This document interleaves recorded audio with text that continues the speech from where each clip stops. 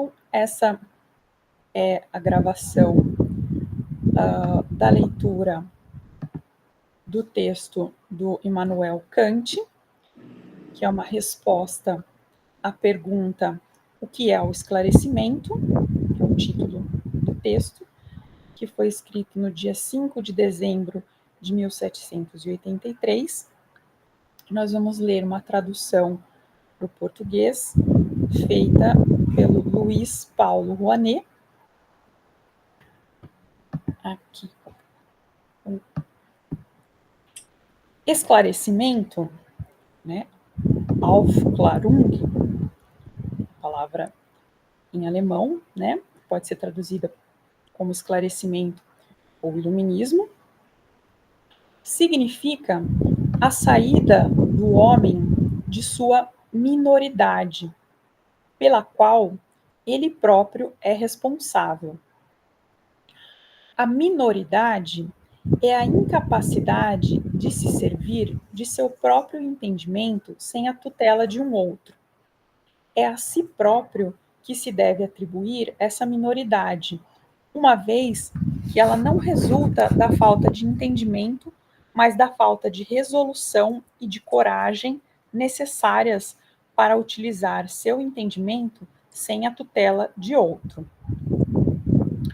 O termo aqui em latim, ele usa sapere aude, que significa em português ouse saber. Tenha a coragem de se servir de seu próprio entendimento.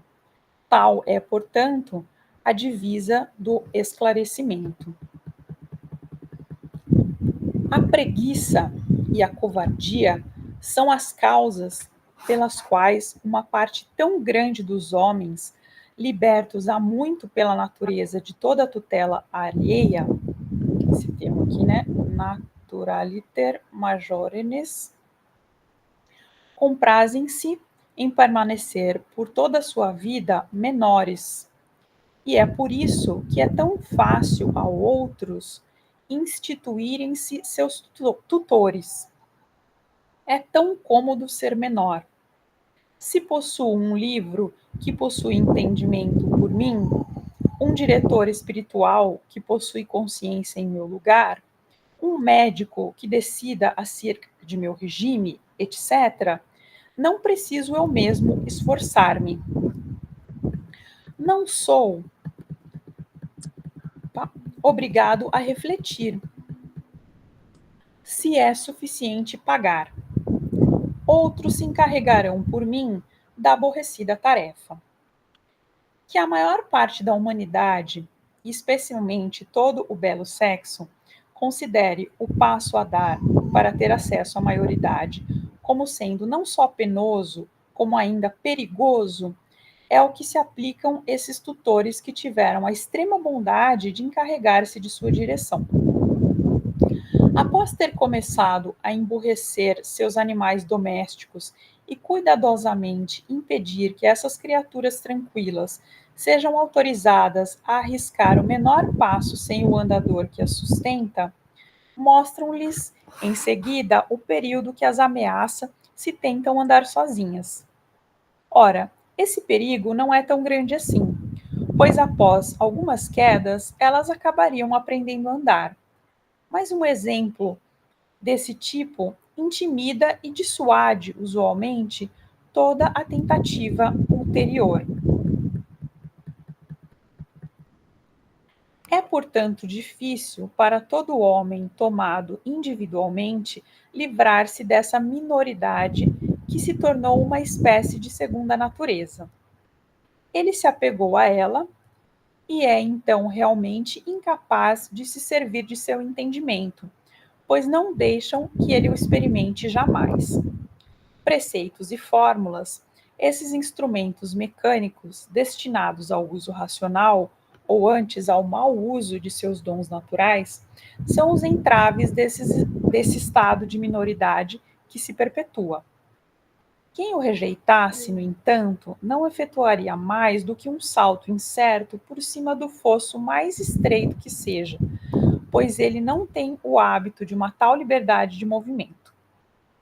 Assim, são poucos os que conseguiram, pelo exercitar de seu próprio espírito, libertar-se dessa minoridade, tendo ao mesmo tempo um andar seguro. Que um público, porém, esclareça-se a si mesmo é ainda assim possível. É até, se lhe deixarem a liberdade, praticamente inevitável. Pois então sempre se encontrarão alguns homens pensando por si mesmos, incluindo os tutores oficiais da grande maioria, que, após terem eles mesmos rejeitado o jugo da minoridade, difundirão o espírito de uma apreciação razoável de seu próprio valor e a vocação de cada homem de pensar por si mesmo. O que há de especial nesse caso é que o público que outrora eles haviam submetido os forçará então a permanecer nesse estado, por pouco que eles sejam pressionados pelas iniciativas de alguns de seus tutores totalmente inaptos ao esclarecimento. O que prova a que ponto é nocivo inculcar preconceitos, pois eles acabam vingando-se de seus autores ou dos predecessores destes. É por esse motivo que um público só pode aceder lentamente ao esclarecimento. Uma revolução poderá talvez causar a queda do despotismo pessoal ou de uma opressão cúpida e ambiciosa, mas não estará jamais na origem de uma verdadeira reforma da maneira de pensar. Novos preconceitos servirão, assim como os antigos, de rédeas ao maior número incapaz de refletir. Esse esclarecimento não exige, todavia, nada mais do que a liberdade, e mesmo a mais inofensiva de todas as liberdades, isto é, a de fazer um uso público de sua razão em todos os domínios. Mas ouço clamar de todas as partes: não raciocinai. O oficial diz: não raciocinai, mas fazei o exercício. O conselheiro de finanças: não raciocinai, mas pagai. O padre: não raciocinai, mas crede. Só existe um senhor no mundo que diz: raciocinai o quanto quiserdes, e sobre o que quiserdes, mas obedecei. Em toda parte, só se vê limitação da liberdade. Mas que limitação constitui obstáculo ao esclarecimento e qual não constitui ou lhe é mesmo favorável? Respondo: o uso público de nossa razão deve ser a todo momento livre, e somente ele pode difundir o esclarecimento entre os homens. O uso privado da razão, por sua vez, deve com bastante frequência ser estreitamente limitado, sem que isso constitua um entrave particular ao progresso do esclarecimento. Mas entendo por uso público de nossa razão o que fazemos enquanto sábios para o conjunto do público que lê. Denomino de uso privado aquele que se é autorizado a fazer de sua razão em um certo posto civil ou em uma função da qual somos encarregados. Ora, muitas tarefas que concorrem ao interesse da coletividade, tem o termo alemão aí, necessitam de um certo mecanismo, obrigando certos elementos da comunidade a se comportar passivamente, a fim de que, graças a uma unanimidade artificial, sejam dirigidos pelo governo a fins públicos, ou pelo menos impedidos de destruí-los. Nesse caso, com certeza, não é permitido argumentar, termo em alemão. Deve-se somente obedecer. Dado que essa parte da máquina, no entanto, se concebe como elemento do bem público como um todo, e mesmo da sociedade civil universal, assume por conseguinte, a qualidade de um erudito que se dirige a um só público, no sentido próprio do termo, por meio de escritos. Ele pode então raciocinar sem que as tarefas às quais ele está ligado como elemento passivo sejam afetadas. Desse modo, seria muito nocivo que um oficial, tendo recebido uma ordem de seus superiores, ponha-se durante seu serviço a raciocinar em voz alta sobre a conveniência ou utilidade dessa ordem. Ele só pode obedecer. Mas não se pode, com justiça, proibir-lhe, enquanto especialista, fazer observações sobre as faltas cometidas durante o período de guerra e submetê-las ao julgamento de seu público. O cidadão não pode recusar-se a pagar os impostos que lhe são exigidos. A crítica insolente de tais impostos, no momento em que ele tem a obrigação de pagá-los, pode até ser punida como um escândalo, que poderia provocar rebeliões gerais.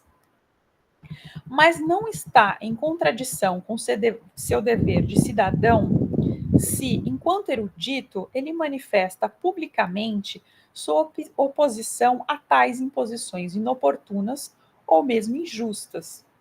Do mesmo modo, um padre está obrigado, diante de seus catecúmenos e sua paróquia, a fazer seu sermão de acordo com o símbolo da igreja a qual ele serve, pois ele foi empregado sob essa condição.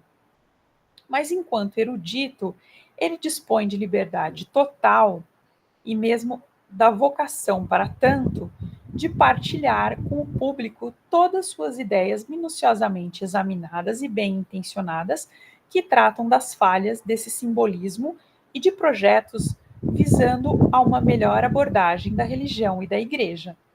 Não há nada aí que seja contrário à sua consciência, pois o que ele ensina em virtude de sua função enquanto dignatário da igreja, ele o expõe como algo que ele não pode ensinar como quiser, mas que é obrigado a expor segundo a regra e em nome de uma outra. Ele dirá: nossa igreja ensina isto ou aquilo. Eis as provas das quais ela se serve. Ele extrairá em seguida todas as vantagens práticas para a paróquia dos preceitos, os quais, por sua parte, ele não subscreve com convicção total, mas que ele expõe de modo sólido, pois não é impossível que haja neles uma verdade oculta, e, em todo caso, nada há ali que contradiga a religião interior. Pois, se ele julgasse encontrar tal coisa, não poderia, em consciência, exercer sua função, deveria demitir-se. O uso, portanto, que um pastor em função faz de sua razão diante de sua paróquia é apenas um uso privado, pois esta é uma assembleia de tipo familiar, qualquer que seja sua dimensão.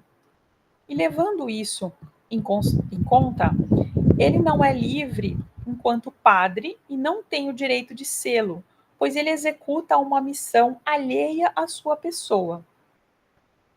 Em contrapartida, enquanto erudito, que por meio de seus escritos fala ao verdadeiro público, isto é, ao mundo, por conseguinte, no uso público de sua razão, o padre desfruta de uma liberdade ilimitada de servir-se de sua própria razão e de falar em seu próprio nome.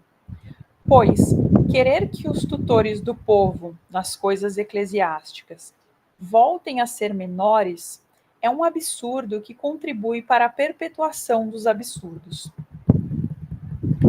Entretanto, uma sociedade de eclesiásticos, um sínodo, por exemplo, ou uma classe, como são chamados entre os holandeses, não deveriam ter o direito de comprometer-se mutuamente por juramento sobre um certo símbolo imutável, para assim manter sob tutela superior permanente cada um de seus membros, e graças a eles o povo, e desse modo perenizar tal tutela? Digo que é absolutamente impossível.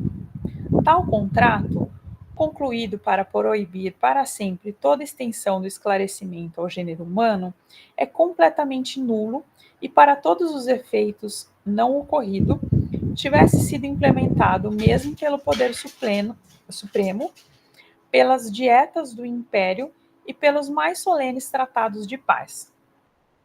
Uma época não pode se aliar e conspirar para tornar a seguinte incapaz de estender seus conhecimentos, sobretudo tão urgentes, de libertar-se de seus erros e finalmente fazer progredir o esclarecimento. Seria um crime contra a natureza humana, cuja vocação original reside nesse progresso. E os descendentes terão pleno direito de rejeitar essas decisões tomadas de maneira ilegítima e criminosa.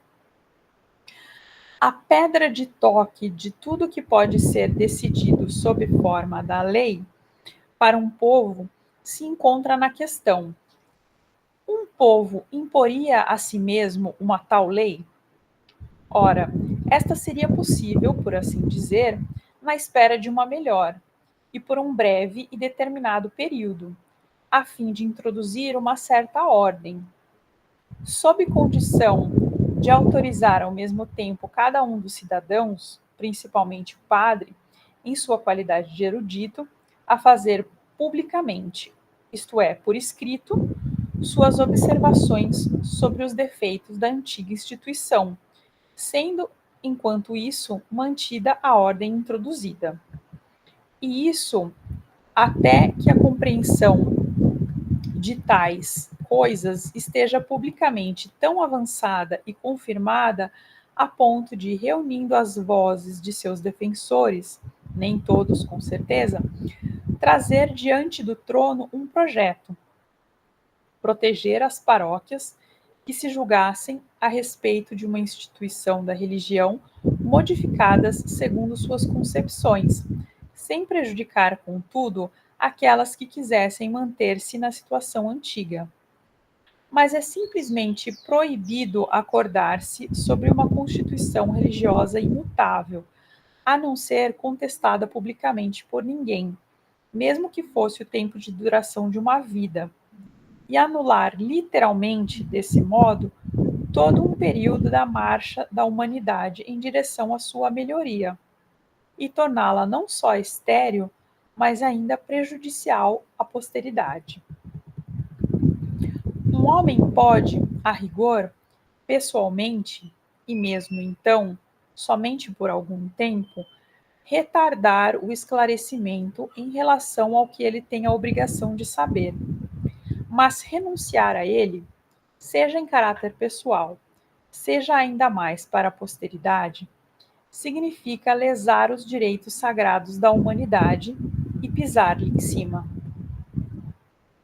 Mas o que um povo não é sequer autorizado a decidir por si mesmo, um monarca tem ainda menos o direito de decidir pelo povo, pois sua autoridade legislativa repousa precisamente sobre o fato de que ele reúne toda a vontade popular na sua. Se ele propõe apenas conciliar toda verdadeira ou pretensa melhoria com a ordem civil, ele só pode, por outro lado, deixar a cargo de seus súditos o que eles estimam necessário para a salvação de sua alma. Isto não lhe diz respeito. Em contrapartida, ele deve velar para que ninguém impeça a outro, pela violência, de trabalhar com todas as suas forças para a definição e promoção de sua salvação. Ele prejudica a sua própria majestade quando intervém nesses assuntos, como se concernissem à autoridade do governo os escritos nos quais seus súditos tentam esclarecer sua ideia, ou quando age por sua própria vontade e se expõe à censura de César non est supra grammaticus, né? O termo em latim que significa César não está acima dos gramáticos. É também, e mais ainda, o caso quando ele rebaixa seu poder supremo, defendendo contra o resto de seus súditos o despotismo eclesiástico de alguns tiranos em seu estado. Quando se pergunta, portanto, vivemos atualmente numa época esclarecida? A resposta é não, mas numa época de esclarecimento. Muito falta ainda para que os homens, no estado atual das coisas, tomados conjuntamente, estejam já num ponto em que possam estar em condições de se servir em matéria de religião, com segurança e êxito, de seu próprio entendimento, sem a tutela de outrem. Mas que desde já o campo lhes esteja aberto para mover-se livremente, e que os obstáculos à generalização do esclarecimento e à saída da minoridade que lhes é auto-imputável sejam cada vez menos numerosos, é o que temos signos evidentes para crer. A esse respeito, é a época do esclarecimento ou o século de Frederico. Uma nota aqui sobre Frederico, né? Trata-se de Frederico II, o Grande, rei da Prússia. Um príncipe que não julga indigno de si mesmo que ele considere como um dever nada prescrever aos homens em matéria de religião, que lhes deixa sobre esse ponto uma liberdade total e recusa, no que lhe diz respeito, o orgulhoso termo de tolerância, é ele mesmo esclarecido, e por ter sido o primeiro a libertar o gênero humano de sua minoridade, pelo menos no que concernia ao governo, e por ter deixado a cada um livre de se servir de sua própria razão em todas as questões de consciência, merece ser louvado pelo mundo que lhe é contemporâneo e pelo futuro agradecido. Sob seu reinado, honoráveis eclesiásticos, a despeito de seu dever de função, têm a permissão, em qualidade de eruditos, de apresentar livre e publicamente ao exame de todos os juízos e pontos de vista que se afastam aqui ou ali dos símbolos adotados. Melhor ainda, esse direito é concedido a todos que não se encontram limitados por seu dever de função.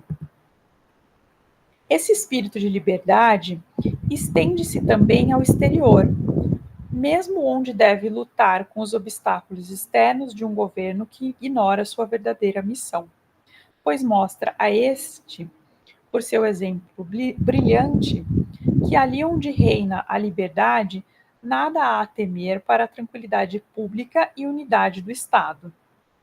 Os homens procuram libertar-se de sua grosseria, por pouco que não se esforcem para mantê-los artificialmente em tal condição. Situei o alvo principal do esclarecimento, a saída do homem da minoridade, da qual ele próprio é culpado, principalmente no domínio da religião, pois em relação às ciências e às artes, nossos soberanos não se interessam em desempenhar o papel de tutores de seus súditos. Além disso, essa minoridade a qual me referi, além de ser a mais nociva, é também a mais desonrosa. Mas a reflexão de um chefe de Estado que favorece o esclarecimento vai mais longe e vê bem que, mesmo a respeito da legislação, não há perigo em autorizar seus súditos a fazer publicamente uso de sua própria razão e em expor ao mundo suas ideias sobre uma melhor redação das leis, mesmo que seja com a ajuda de uma crítica franca das já existentes. É disso que temos um exemplo brilhante, que nenhum outro monarca, a não ser aquele que veneramos, forneceu ainda.